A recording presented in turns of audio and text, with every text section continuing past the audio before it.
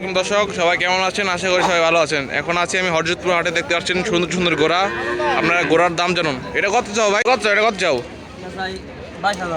22,000। কত এলে আসপা? এটা কও 20,000 এলে আসপা। আর এটা কত চাও? এটা 16,000। এটা বেচে কিনা? আর এটা 14,000। এর ছেলে নিমে এটা কত এলে আসপা?